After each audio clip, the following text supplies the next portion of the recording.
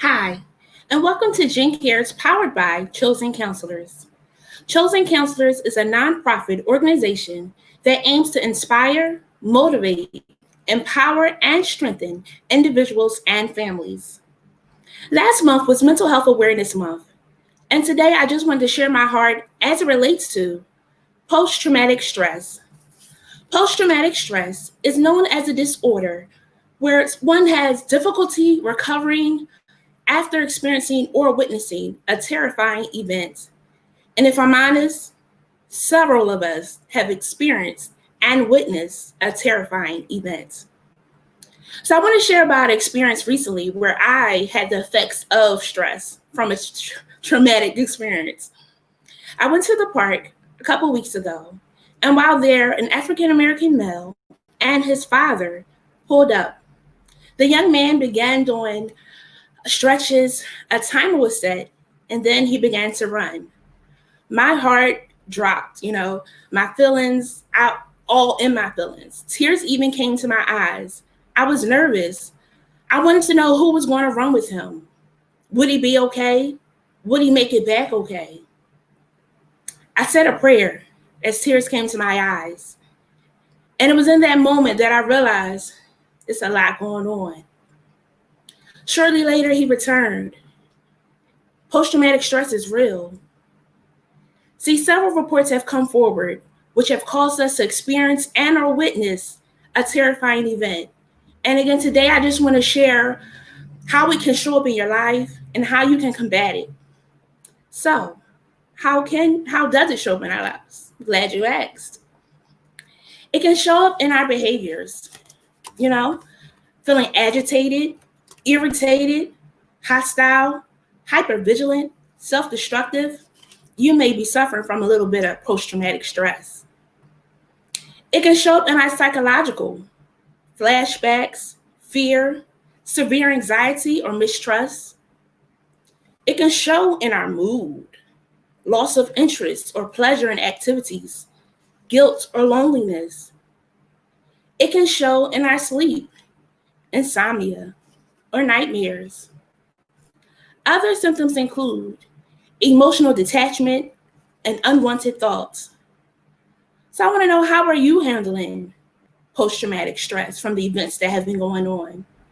See, when I was at the park, I didn't want to have those feelings of anger and mistrust. I didn't want to be hypervigilant when I saw the police car ride through the park, thinking, who are they going to stop? But I did, and it happens. So now I want to share some different ways that you can help to manage those feelings that you're feeling.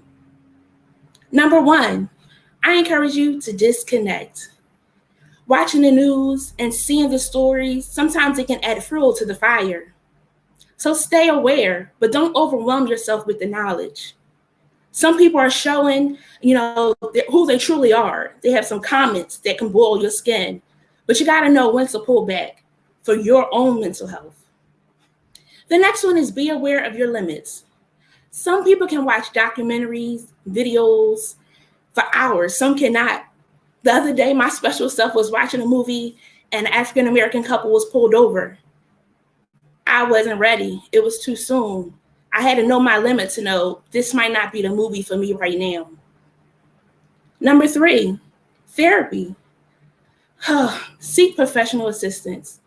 Have that trusted friend that you can talk to talk things out, because it's a lot going on. We have to learn how to recognize and address the feelings that we're having, and that can be done through therapy. The next one is pause and breathe.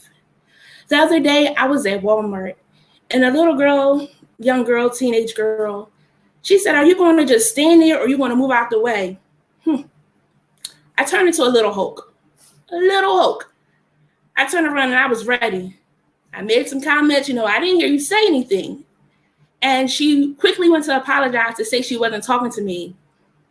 But I had to pause and breathe because I didn't realize that I was a balloon ready to pop. I wasn't breathing. I was taking it all in and holding it in. We got to be able to let it out.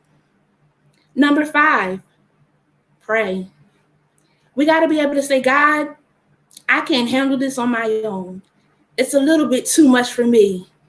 I'm overwhelmed.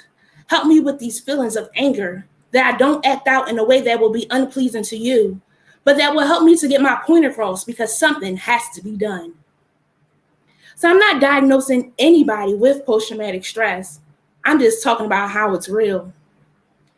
And I remember times of experiences that I've had. Years ago, I was pulled over by the police myself. It was a dark night. It was after 10. I was in a car by myself. Nervous, I was.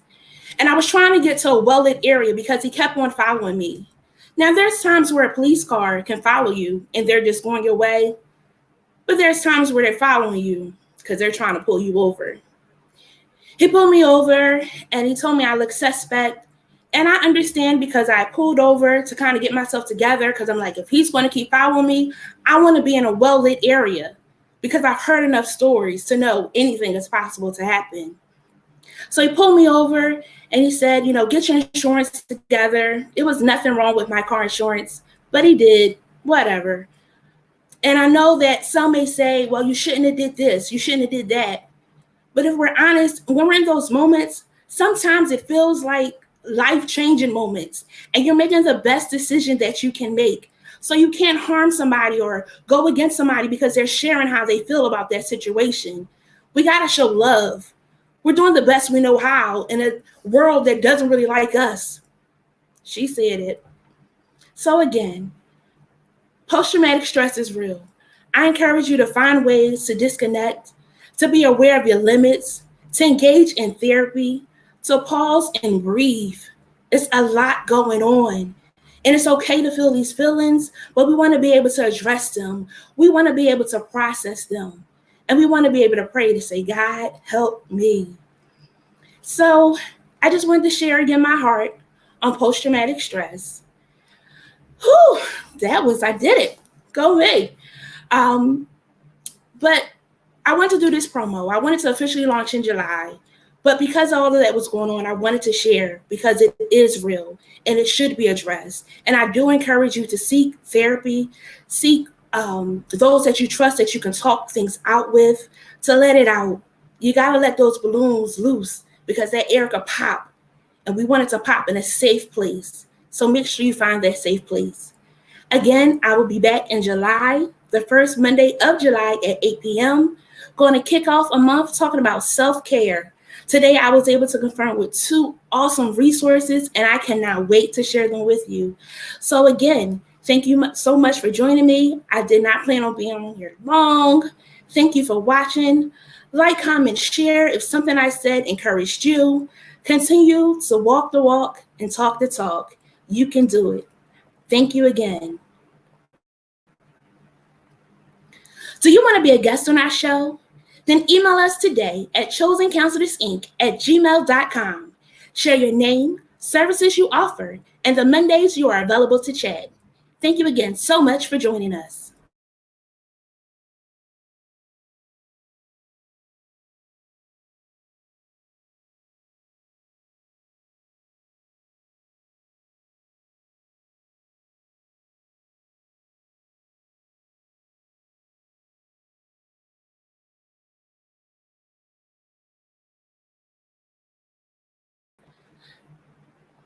Sorry, I realized I can't leave without saying thank you to you. Thank you so much for checking in. I see you, Tam. I see you, PJ. We all do need therapy. Yes, we all need therapy. Great tips. Very good. Oh, thank you so much. I love you all. I love you all. Great info. Good info. So good and needed. So be sure to share this with somebody that is going through post-traumatic stress. I know I have moments. Do you? Yes. Am I available for therapy? Not at this time, but I have some amazing resources. But although I'm not available for therapy, I can connect you with resources, and I'm willing to be an open ear. Thank you again, and have a great one.